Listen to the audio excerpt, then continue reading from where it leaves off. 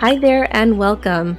You're listening to Animals and Us, Voices of a New Paradigm. My name is Avantika, and I'm a researcher exploring animal consciousness, environmental sustainability, and planetary health. I want to help bring animal perspectives to the table and transform our relationship with the natural world. And I'm Barbara. I'm an animal communicator and retired veterinarian.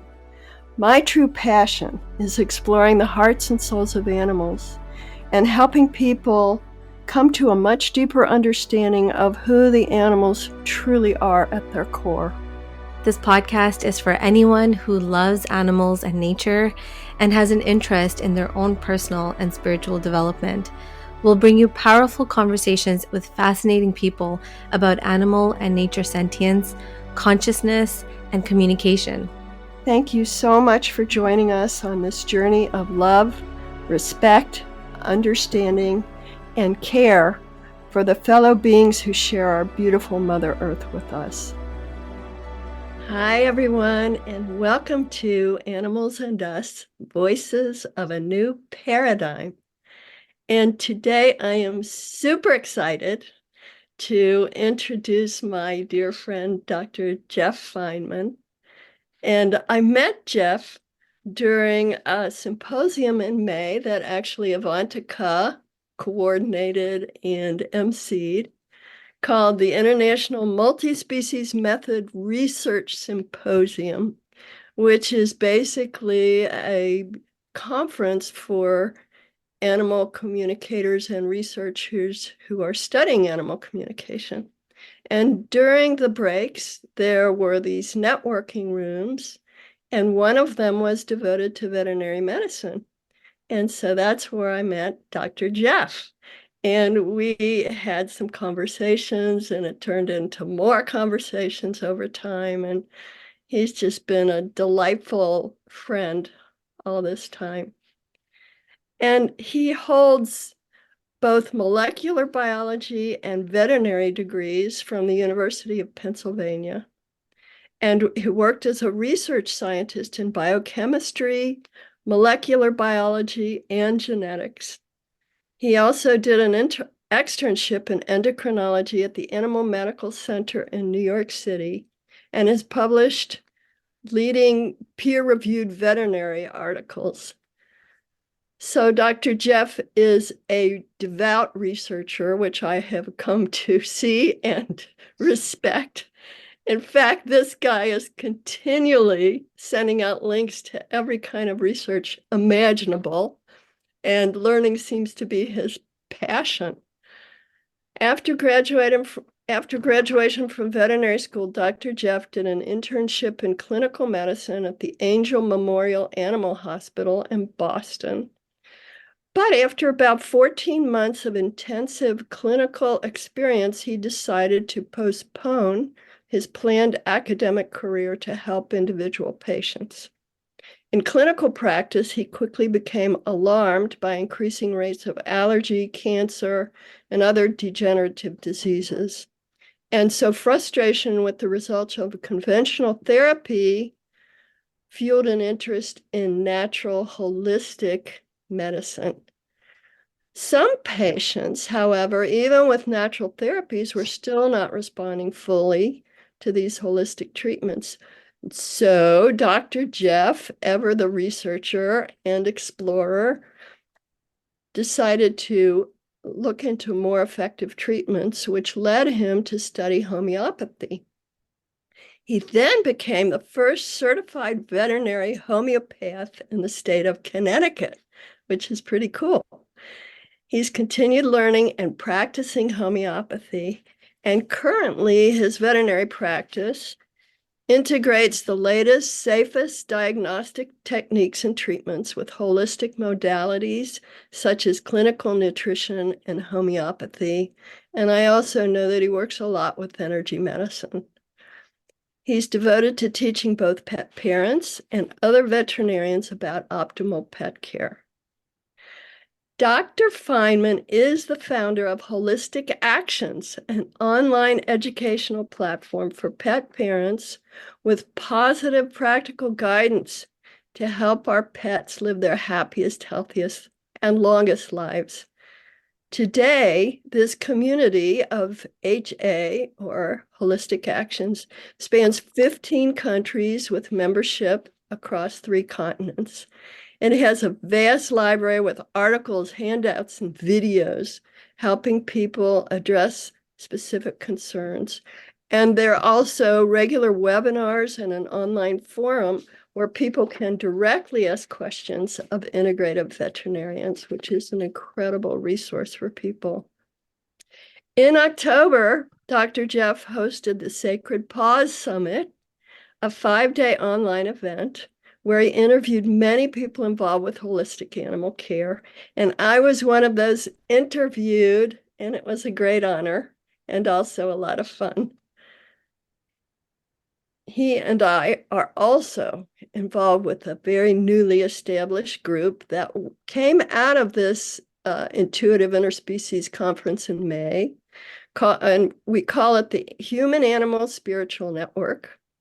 And our intention is to help animal professionals deepen their spiritual relationship with the animals and nature. And we also hope to offer them support in their work. So that's a lot. And thank you for being here, Dr. Jeff. Thank you for that beautiful and long introduction. That was wonderful. Thank you so much for having me. It's an honor and a pleasure to be here. Yeah, Dr. Jeff, we've been looking forward to this conversation, and we're so honored that you could be here today. Before we get started with our questions for you, could you tell us a little bit about your personal medical journey, and to those who are listening in today and hearing your voice, telling them a little bit about yourself? Well, it goes back to 1975, so I will try and condense it, but basically I had what the doctors at that time called mystery symptoms, or actually MUS is the medical term, medically unexplained symptoms that were manifesting when I turned 14 and continue to this day. So I do apologize to some of your listeners that may not resonate with my voice, but my speech and a bunch of other things have been affected.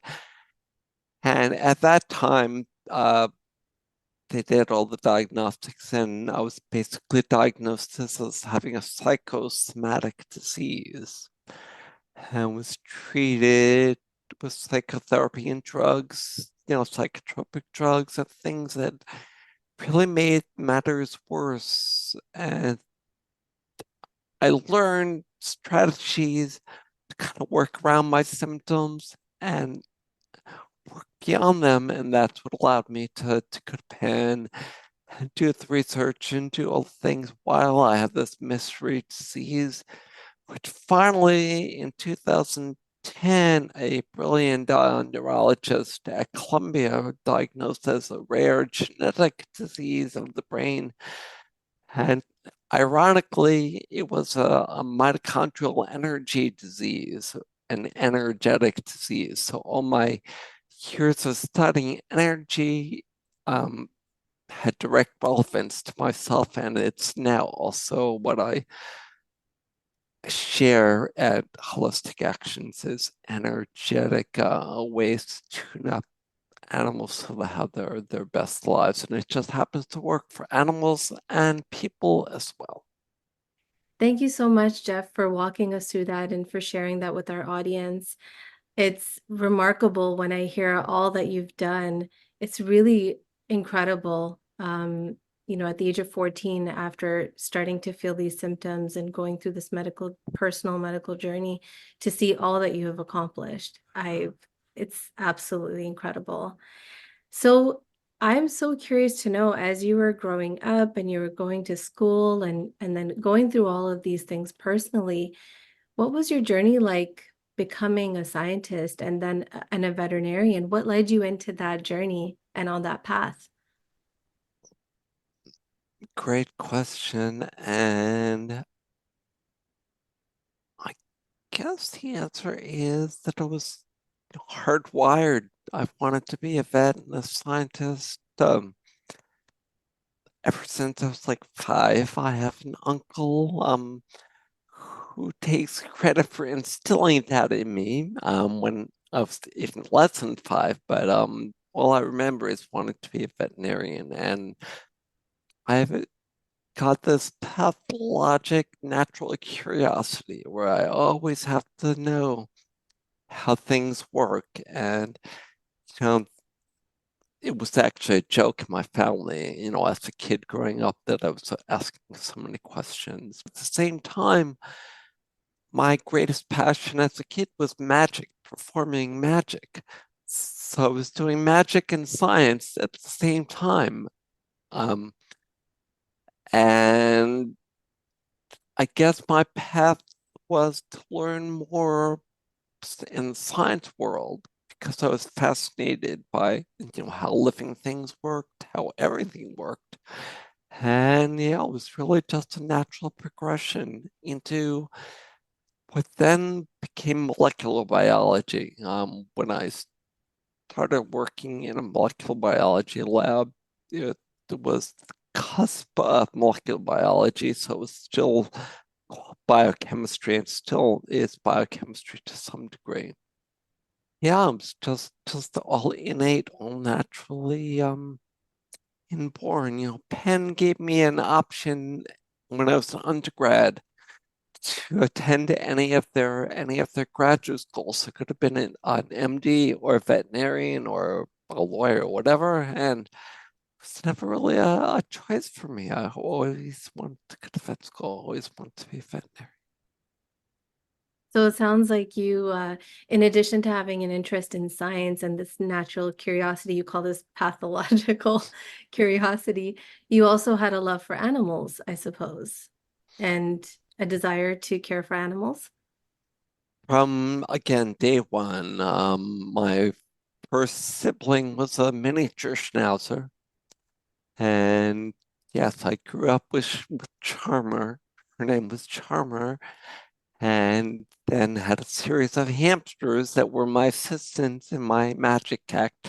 I didn't have many human friends, but I had a lot of animal friends growing up. That sounds like a lot And of fun. it was, yes, my first hamster's name was Houdini because he was just so wonderful at escaping out of his cage and getting into the walls so we could hear him walking around the walls. We had fun. Oh, that's so fun. You know what, Jeff? My first dog was a miniature schnauzer. Her name was Bitsy, and we had her puppies, and we kept two of them, Sassy and Frosty. So I grew up with miniature schnauzers too. Yeah, they're pretty cute. Yeah, Cute, yeah. this is so cool. So you became a veterinarian, which is no small feat, as we know. But then you became what was then called holistic veterinarian, complementary veterinarian, now integrative or functional veterinarian. And and was it simply the frustration with these other methods not working that led you to do this? And how did that lead to homeopathy, which I know is not mainstream and not often accepted by a lot of people in science and medicine? Yeah, that's a great question. And it was a natural transition because my open mind and my natural curiosity, I was always looking for new and better ways to help my patients. And it actually started, gosh, in the 80s, late 80s, when I was doing house calls. One of my human clients had severe rheumatoid arthritis, and her rheumatologist, after the woman had failed all of her drugs, so she had used all the drugs and not gotten better, her rheumatologist recommended this new fangled thing called fish oils. And the woman started taking fish oils, and her rheumatoid arthritis remitted. So she was, like much better than she'd been in many, many years. And, when I began to realize that there were things out there that we don't learn about in vet school, that kind of sent my mind free, looking for things like, omegas and fish oils and antioxidants and glucosamine and all things that at that time were not part of veterinary medicine. But now, as we know, we can go into any veterinary hospital and find omegas and glucosamine and other complementary and alternative things on the shelves. But even using those, I found that by the mid 90s, there were certain things like allergies that we could help reduce the symptoms, but we couldn't get rid of. Allergies are still considered to be incurable in animals. Ear infections that kept coming back, skin problems that kept coming back, stool and diarrhea issues. And that's when I began to learn a little bit more about complementary and energetic medicine. And actually, it was our friend Alan Schoen's book that was all about complementary medicine, had one little chapter on homeopathy. And it was, not real pro homeopathy. It wasn't against it, but it was, it was like, well, the evidence really. But scientists and me said, well, that's all well and good. But then I looked at the references that were cited in the chapter.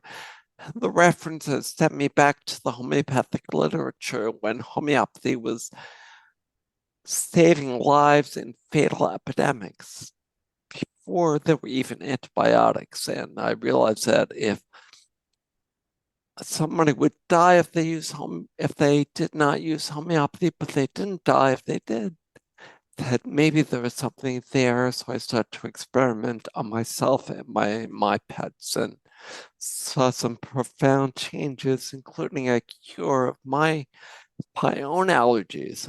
I lived on Benadryl for April to November here in the Northeast. When I was doing my large animal rotation at Two Bone Center in vet school, I had to live on inhalers to be able to breathe. And, thanks to homeopathy, that all just resolved along with a lot of other things. And by the late 90s, I was studying with Richard Pitcairn, who at that time was training veterinarians in homeopathy. So a couple of years doing that. That's really great. And homeopathy is quite a study, and my experience with homeopathy is it really is a work of art to find the right remedy. Sometimes you have to experiment for a while and everything. So it's quite a accomplishment to master homeopathy, I think. So that's pretty cool. And Thanks. you still practice homeopathy, right? I do. It's still my main therapy Yeah. because in my experience, the majority of diseases that we see, diseases, which means an imbalance, the majority of them are due to what I call energetic entanglements, and homeopathy is able to unravel those entanglements to allow the energy to flow more naturally the way nature and the universe intends. Yeah. So that in itself is certainly out of mainstream medicine. Then how did you get interested in animal communication? Because that's even more far out. You must be a glutton for pain. I'm not sure if homeopathy or animal communication would win the award for the most far out. I think that there are, if you say either one to a vet, most veterinarians are gonna roll their eyes and and wonder what kind of quack you are. But and it's interesting the discussions I've had with scientists when they learn that I'm also a homeopath, they change very quickly. But I'm sorry to answer your question. Exploration, open-minded exploration, adopting a universal perspective that's based in energy that explained to me exactly how one energetic transmission can occur between people, animals, other people, trees, nature, and just further exploration of that. And honestly, that May conference was probably fundamental for me for putting it all together because I was at the same time studying with the Native American elder. And when you factor in the sustainability and the indigenous wisdom and living in the earth and living with nature, it was for me it was a bit of a no-brainer. Before, you know, my cohort at Holistic Actions is a big animal communications fan. She's been working with animal communicators her entire career, so she's been exposing it to me for all these years that we've worked together, but I've hesitated incorporating it into the Holistic Actions curriculum because it's such a non-verified, non-researched subject. But that did all change when I began to realize that there is a lot of research and a lot of physics behind, you know, the energy transfer that can occur between people and pets. Yeah, and for anyone who's listening who might not know what conference we're talking about or what event we're referring to, really quickly, I'll give some background. Dr. MJ Barrett at the University of Saskatchewan here in Canada has been studying and exploring intuitive interspecies communication, also more commonly referred to as animal communication, but interspecies just, is a more holistic term because it includes, like Jeff said, the trees and the plants and other beings in nature.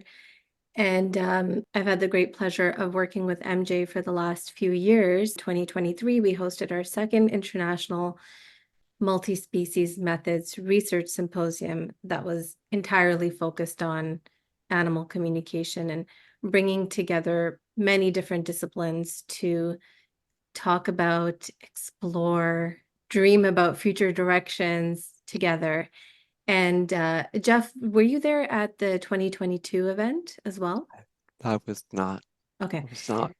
So I'm curious, I know you spoke a little bit about this already, about how that was fundamental in this shift. Can you tell us a little bit more about what it was like as someone in your role with your background and your training and your beliefs and values and what you were coming into the event with, what that event was like for you? And it was really exciting for us to see representation from different disciplines, and especially from representation from veterinary medicine, because, out in the world, I think people don't see these two things as, things that can come together, but they can. And that's what we saw at the symposium, was this beautiful harmony of disciplines. So I would love to hear more about what it was like for you to be there. What was the impact that those conversations had on you?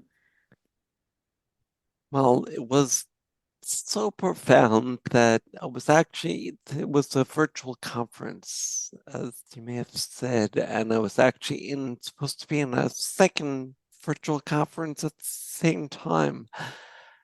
But I would have had to miss some of the IIC, some of that conference, the multi-species research, and I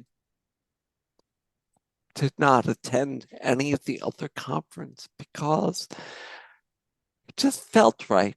I mean, I just was listening to speakers, listening to the topics, and it was just jiving so beautifully with all of the different areas that have not been connected, but it was connecting all the pieces. I guess that is what appealed to me the most is that the research, the discussions were bringing in areas that I had not ever seen combined before. And doing so in a scientific way, methodical study. To me, the definition of a science is that it's reproducible and teachable. And that's what the conference was all about, really, was the science of reproducibility and teachability and going outside the single scientific silos that we as scientists live in. Like as a molecular biologist, fellow molecular biologists only really know about and only study molecular biology.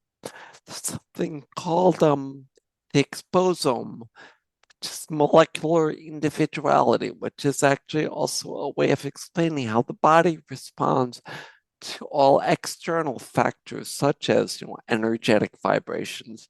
But at the end of the Columbia University Exposome Bootcamp last year, the organizers said, look, we have great science from around the world, but we're stuck in our silo. We're in our silo. We need a more holistic look at what's going on. And the conference was the first time, I guess, I've ever really seen that. From land management techniques to, direct, animal communication with dogs and cats, but also, Anna Breitenbrecht's work with the wild animals and conservationists. It was just, yeah, just amazing, amazing, amazing, amazing to me. Well, thank you so much, first of all. It really makes me feel like our intentions came to fruition, because that is exactly what we wanted to do. And I'm so glad that the invitation or that the news about the event happening reached you, because it was so important. It's so important, like you said, to have those disciplines come together, those disciplines that usually work on their own in silos, for them to come together for this beautiful conversation, with everyone being there with similar values and love and passion and compassion for the natural world. It was like a beautiful symphony, really. That's what it felt like. So, as you've been learning more and more about animal communication, I'm curious to know how that has added to or shifted what you already do in your work or what you already believe. How has that fit in with everything else that you do? Yeah, great question. Also something that I haven't really thought about, but I realize now that it fits in so beautifully because it's really all about listening. It's all about exploring. It's all about connecting. And these are really the things that I run my life around. And it's fun, it's easy, it's effective to work with clients. I teach them to trust their intuition. Now, when they hear things, they're they're often real. And like, for example, last night I had two hospice calls, two dying dogs. There, one dog that did die, one dog that, thanks to a remedy, is doing better today. But they were both clients that were in the medical world, but as we've worked together over the years, been able to incorporate more listening to their animals and animal communication. So maybe not the way we think of it as far as, an animal telling you what's wrong or what to do, but rather just listening to your intuition, listening to the voices that may be coming from your animal, that I believe are coming from the universal energy through your subconscious brain. And being respectful of those messages. Boy, Jeff, I'm just so taken with what you're talking about because I left veterinary medicine about 30 years ago and started getting into this world of what we call animal communication and energy and all that. And it was a struggle. You know, most people I knew in that world just thought I was a complete Lulu bird. They just didn't get it. And I tried to even teach veterinary students, and they weren't that interested a lot of the time. And to see that you're using the skills of of listening and communicating and connecting with other beings in that way and helping your clients to be more open to their own intuition and what they are sensing. It's really beautiful. So I'm so grateful to you to having the wherewithal to incorporate all that into what you do. It's really amazing. So thank you for that. Mm. You're welcome, Barb. Thank you for saying that. And I'm going to have to say that it's, in my mind, the way that veterinary medicine will be practiced within the decade, if not beyond. We can only If not hope. before, yeah. I mean, I really think that in the human world, the energetic fluctuations, or what's being called subtle energy, is known now to be fundamental to a lot of things. Not so much yet in the veterinary world. We're beginning to make that transition into the energy world via the mitochondria. There's now a scientist in Poland studying energy transfer via mitochondrial transfer and curing blindness and painful eye conditions in dogs and cats. And really everything. I mean, everything is fundamentally an energy disease. And when we adopt energy, we adopt spirit, we adopt love, we adopt animal communication, it becomes second nature to us. And I believe that innately it's second nature to all humans, all living beings. So how can you just talk a little bit? You always refer to the mitochondria. Can you just explain what the mitochondria are and how that relates to energy medicine and what you're talking about? That is a great question. Mitochondria are the little powerhouses in just about every cell in the body, and they generate the ATP molecules that allow every cell, except for like red cells, to live. I like to think of it as a car.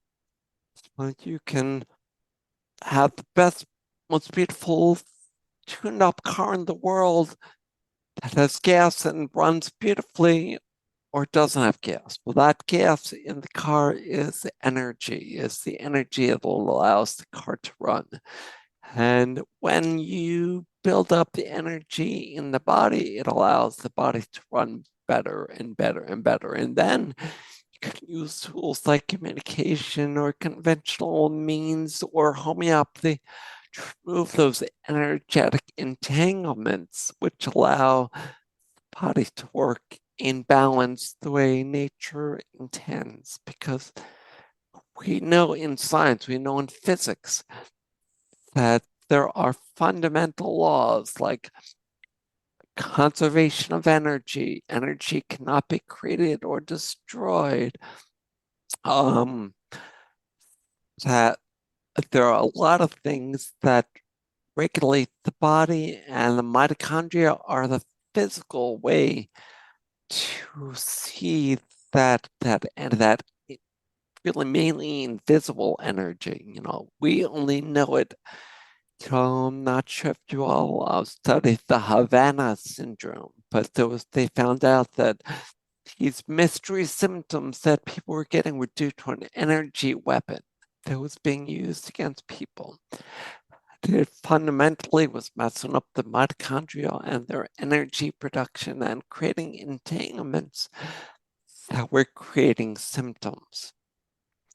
So the mitochondria are the physical way of understanding the energy all around us.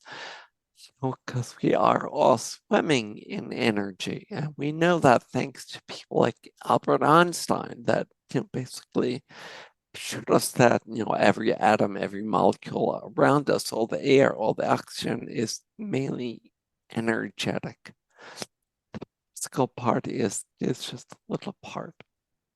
Thank you. That's a really good explanation for the physics of energy, and combine. I know one of your passions is combining science and energy or metaphysics. And so thank you for that explanation. And I want to bring up something else that came out of this conference that we went to in May. And that was the group that we're in called the Human Animal Spiritual Network. It took us quite a while to come up with that name and to own that it really is about spirituality, because that's so out of the mainstream consciousness. And how has that been for you to be in this group? There's just a small group of us, veterinarians and interspecies communicators, intuitive interspecies communicators, just a very small group at this point.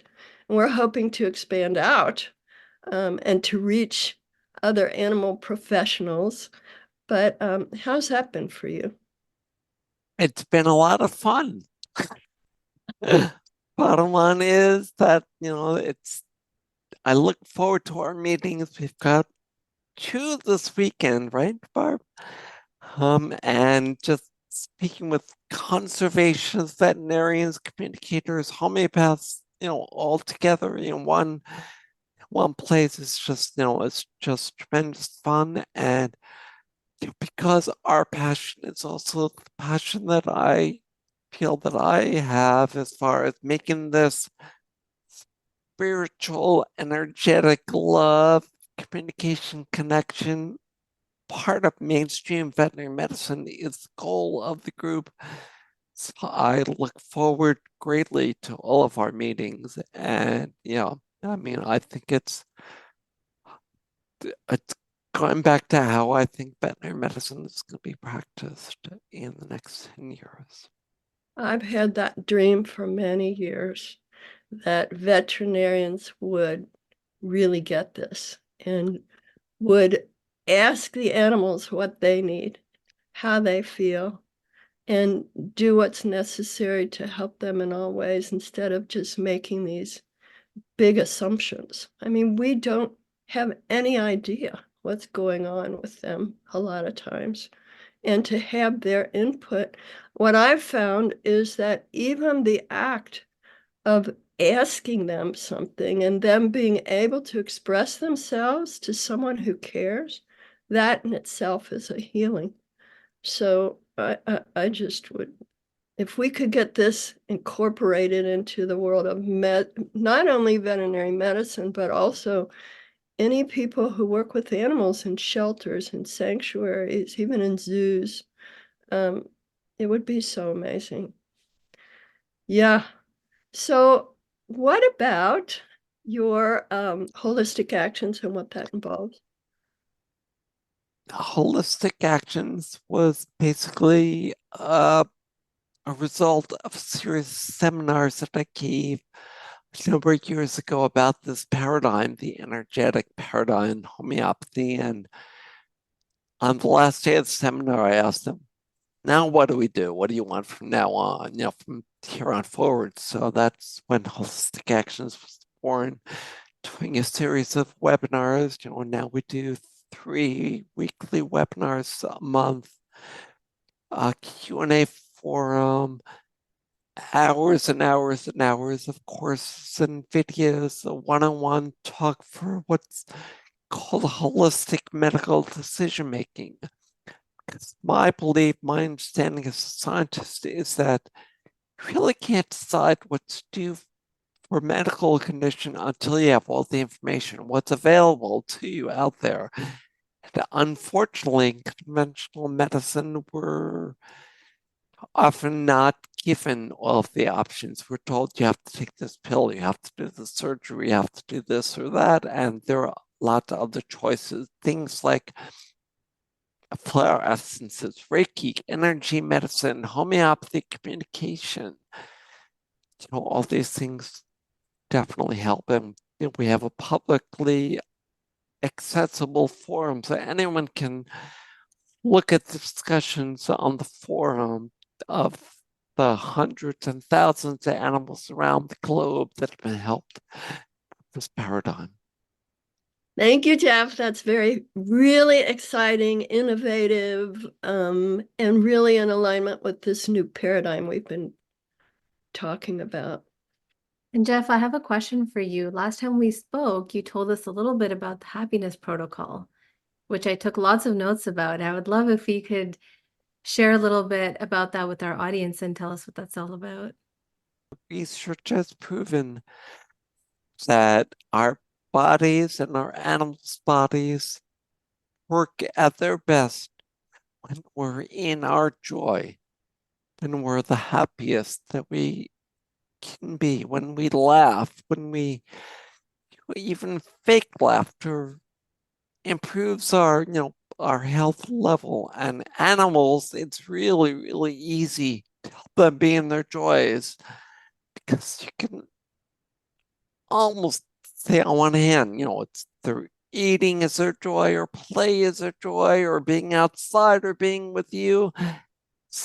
The happiness protocol is number one, identify what makes your animal the happiest. I don't know any pet parent that has not been able to answer that question. Oh, they're the happiest when I play with them. They're the happiest when we're out on a sniff walk. They're happiest when they eat a meal. Step number two, do it. Do the action that makes them happiest. Step number three, do it some more. It's really a 1 or 2 step process of determining what makes them happiest and just doing it and doing it more. And a lot of people say, oh, we already do things to make them happy. And I say, just double what you're doing for another week or two and then retest their liver enzymes, or retest their this or that, or look at the ear infection, see if it's better. Invariably, things will improve. And we know this scientifically, people as well. Aaron Beck, who's the founder of cognitive behavioral therapy and a very, very, very important psychologist, researcher, before he died, was talking about the most psychotic patients that would normalize when they were in their, what he called their sweet spot. When they were at their happiest, they would normalize, their symptoms would go away. And that basically is what we're talking about. And just one more hard level thing is that it was informed, based off, it was informed by the movement in positive psychology, where Marty Seligman and a bunch of people realized in the 80s that psychology was all based in anxiety and depression and disease, and what do we do about this? But if we focus instead on happiness, the diseases go away. And now that paradigm is being used clinically in what they call positive medicine, where they're actually helping human patients with physiologic problems get better by being out in nature, by going for a walk, by doing laughter yoga, by listening to comedies, by just being happy. Oh, so I was going to ask you, so you actually do use this in your practice, like it's part of the advice that you give people when they go home with their companion animals, like that's part of the prescription. It is. It's Wow. often the first part, first thing we do before anything else. Well, it's interesting because, you said that you tell people to do that and they say they already do it. But I think there's a certain power in being aware of that and being intentional about it, right? Because it's just so easy to have a routine every day. I mean, I'm even thinking about myself and get like caught up and lost in what needs to happen throughout the day and just becomes routine. But if we're intentional about, let's do this because it makes us happy. Let's do this because it makes you happy. That's probably so powerful. Last time we met, Jeff, you told us a story about a dog that enjoyed going on drives and being in the car. Could you share that story with us? That is a holistic actions community member whose dog was having issues, and when we had a little coaching call, which is one of the things we offer at HA, we found out that the dog just loves sitting in the car. Not even, I mean, going for drives was great, but just sitting in the car. And for the last 6 months of the dog's life, he was in his joy and many of his problems resolved just because of the happiness of sitting in the car and Lil sitting in the car with him and just talking to him and petting him and just being happy. So wonderful. We can all do more of that. I know I can for sure. And tell us a little bit about compassionate communication. It sounds like that's also part of this perspective and this outlook. Yeah, and I guess I'll have to put the compassionate communication method together with the happiness protocol because they're actually two ends of the spectrum and they all begin and end with Archie. Archie was my dog, the happiest dog in the world, who, when my other dog came down with symptoms of Lyme kidney disease, and was really, really sick and ended up passing away. I had Archie tested at the same time, and his Lyme level, normal is usually, 0, 5, or 10. Above that, you have Lyme disease. You have Lyme disease. Vanya's was 250, so it's very high positive and her kidneys were failing. Archie's Lyme level was 750, which is the highest I had ever seen. And his blood work showed that his kidneys were also becoming problematic, yet he was asymptomatic. So his happiness was protective for him, and that's when we started the happiness protocol for him, which within a couple of months brought his Lyme down, very, very low. And the compassionate communication method is jump off from the happiness protocol in that it's founded in happiness, but it involves our taking a bigger picture view of not just the happiness of the individual, but the communication between the people and the pets, and doing that in a compassionate way, a nonviolent way, and it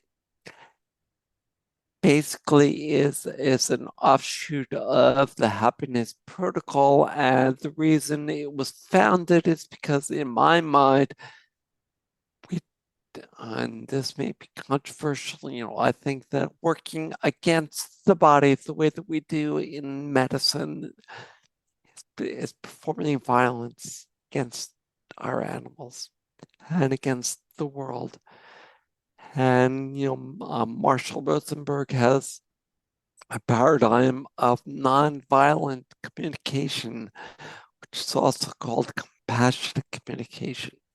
So it's a variety of working with life instead of working against it.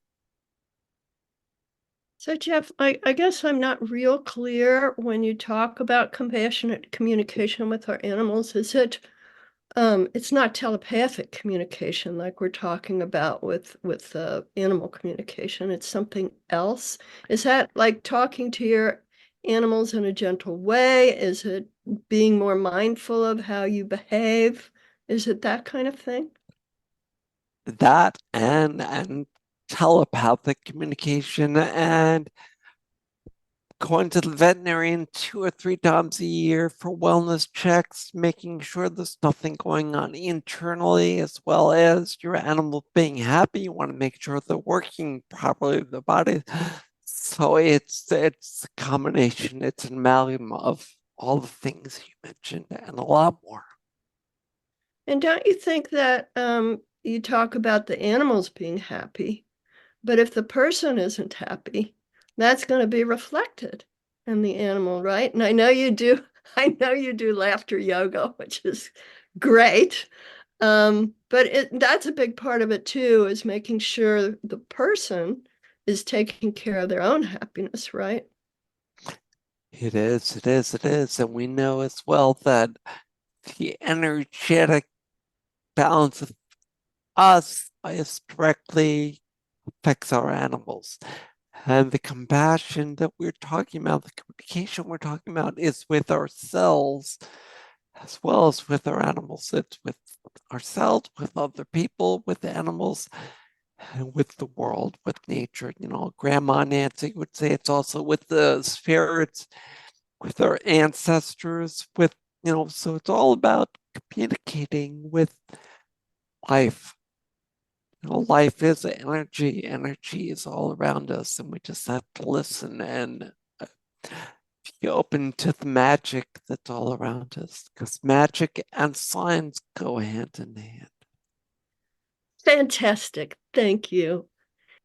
Well, thank you, Jeff. It's been just a joy, as it always is, in your presence. And I think you've taught us a lot about energy medicine, about how important it is to be mindful of our own feelings, our own emotion, and the way we behave and speak, not only to the animals, but in our own lives. So it's been really beautiful, this whole conversation. Thank you so much. Thanks, Barb, and thanks for your friendship. And I love you, and thank you so much. Love you too. And I'd love to add to that as well, Jeff. A quote comes to mind by Arthur C. Clarke, that magic's just science we don't understand yet. I love how we've talked about all of that and so much more in this conversation. I really appreciate that you empower people to listen to what the animals share with us and to trust that. I think it's important also to find vets and veterinary professionals who appreciate that and who understand that. I know that can be a struggle sometimes if there's like a disconnect between us and our healthcare providers, for ourselves, for our animals, if we don't see eye to eye about that. But just hearing that there's someone like you out there, and hopefully other vets out there who tell people to go home and use the happiness protocol as the first thing to do, and who can ask us, what is your animal telling you? Is there anything that you're receiving? Trust that, share it. I admire that so much. It's so empowering. And I really admire all that you've accomplished, how many people you've brought together, your mission to share everything that you learn. And you sound like an encyclopedia to like a human encyclopedia to me. You have so much knowledge. But I think you and I share this passion for curiosity and for meeting people and making connections. And I thank you so much for doing that throughout your life, throughout your career, and for being here today with us and for sharing so much with our audience. I would love, before we wrap up, if you could share with our audience where they can find out more. We've talked about a number of different things you've done. Where can they find out more if they're interested in the work that you're doing? Thank you so much for asking, Ivanka, and thank you so much for having me. Actually, all the work pretty much that I'm doing now is at holisticactionswithness.com.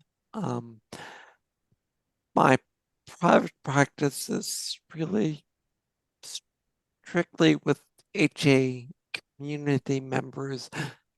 If they've learned the basic paradigm and they need more help, then we can work one-on-one. But yeah, that's I only have that one place to look, and that is holisticactions.com. There's Instagram and Facebook and all that, but I don't often get on those platforms, unfortunately. But I'm on the HA forum every couple hours. Okay, amazing. We'll make sure that that link is up and available for people so they can check it out. Thank you so much for sharing that. Well, Thank you for being here today. Thank you to all our audience members who are tuning in for this episode. And before we wrap up, we would like to share a blessing for the animals. We'd like to end this podcast by taking just a moment to be quiet.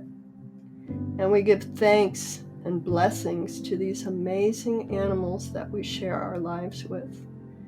They give us so much and ask for so little in return. We hope that you can keep the animals and all living beings in your heart and in your mind as you go about your day. Thank you so much for being here with us today.